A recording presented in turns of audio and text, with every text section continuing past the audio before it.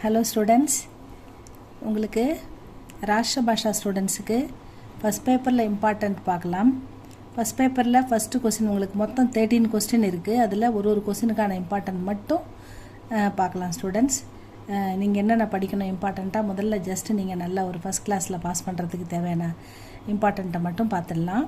இது உங்கள் GMB QA புக்கில் ஃபஸ்ட் பேப்பரில் பேஜ் நம்பர் 1 இருக்குது. फर्स्ट पेपर में फर्स्ट क्वेश्चन, कवि और कविता का नाम बताते हुए किन्हीं दो पद्यांशों का भावार्थ हिंदी में लिखिए. இதில் வந்து 5 கொடுத்து 2 கேட்குறாங்க. நம்ம 2 படிச்சுக்கோங்க, நல்லா இம்பார்ட்டண்ட்டாக உங்களுக்கு.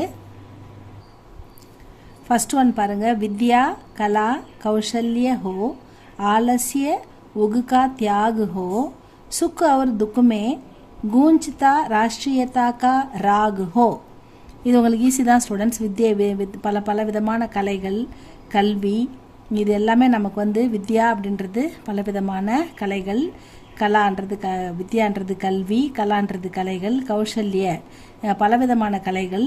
அதே மாதிரி ஆலசியன்னா சோம்பேறித்தனம், அகு அப்படின்றது வந்து நம்மக்கிட்ட இருக்கிற தேவையில்லாத பழக்க வழக்கங்கள், பாவங்கள், இது எல்லாத்தையும் தியாகு ஹோ விட்டுடுங்க அப்படின்னு சொல்கிறாரு. சுக்க அவர் துக்குமே, சுகமாக வாழும்போதும் துக்கமாக வாழும்போதும், கூஞ்சித்தா அப்படின்றது நமக்கு வந்து என்னென்னா ராஷ்டிரத்தாக்கா, அதாவது நீங்கள் எப்பயுமே வந்து மறந்துடாமல் நினைவில் வச்சுக்கோங்க. என்னதை நினைவில் வச்சுக்கணும்னா தேசத்தை பற்றின தேசப்பற்று. நீங்கள் கஷ்டமாக இருந்தாலும் சந்தோஷமாக இருந்தாலும் தேசப்பற்றை மட்டும் கைவிட்டுடாதீங்க. சுக்க அவர் துக்குமே கூஞ்சித்தானா எப்பயுமே ஞாபகம் வச்சுக்கிங்க. ராஷ்டிரத்தாக்கா ராகு ஹோ அப்படின்றார், தேசப்பற்று மட்டும் கைவிட்டுடாதீங்க அப்படின்னு சொல்கிறாரு. இதில் தான் இந்த வரிக்கான விளக்கம். கவி और कविता அப்படின்னு போட்டுட்டு यह पद्यांश शुभकामना नामक कविता से दिया गया है. इस कविता के कवि राष्ट्र कवि श्री मैथिली शरण गुप्त है. आपका जन्म झांसी के एक गांव में हुआ. आप गांधी जी के पक्के अनुयायी थे. யகு பத்யாம்ஷ்னா இந்த பேரா, இந்த வரிகள் அப்படின்னு எடுத்துக்கோங்க. சுபகாமனா நாமக், சுபகாமனா பெயருடைய, நாமக்குன்னா பெயர், கவிதா சேன்னா கவிதையிலிருந்து, தியா கயாக எடுக்கப்பட்டுள்ளது அல்லது கொடுக்கப்பட்டுள்ளது அது அப்படின்னு எடுத்துக்கோங்க.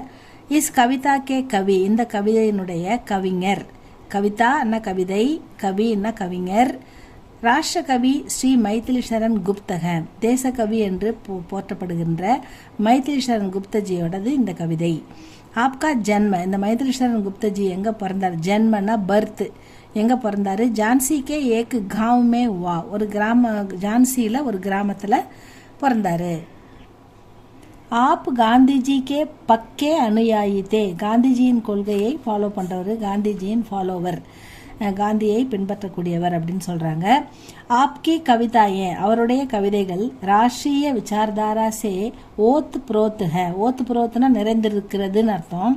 அவருடைய ஆப்கி கவிதாயே, அவருடைய கவிதைகளில் ராஷ்ட்ரிய விசாரதாரா தேசத்தின் கொள்கைகள் அல்லது தேசப்பற்று நிறைந்திருக்கும் அப்படின்னு சொல்கிறாரு. ஆப்கே பாரத், அவருடைய ஆப்கோ பாரத் சர்க்கார்னே, அவருக்கு இந்தியன் கவர்மெண்ட், நம் பாரத நாடு பத்மபூஷன் உபாதி சே சம்மானித் கியா, பத்மபூஷன் என்ற உயர்ந்த விருதை அளித்து அவரை சிறப்பித்தது அப்படின்னு சொல்கிறாங்க.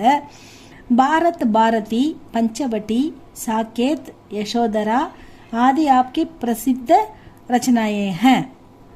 பாரத் பாரதி பஞ்சவட்டி சாக்கேத் யசோதரா ஆதி, இதெல்லாம் அவருடைய எழுதின முக்கியமான பிரசித்த அப்படின்னா புகழ்பெற்ற ரச்சனாயே படைப்புகள் அப்படின்னு சொல்கிறாங்க. அடுத்தது भावार्थ. कवि इस कविता में भारतवासियों के कल्याण के लिए भगवान से प्रार्थना करते हैं.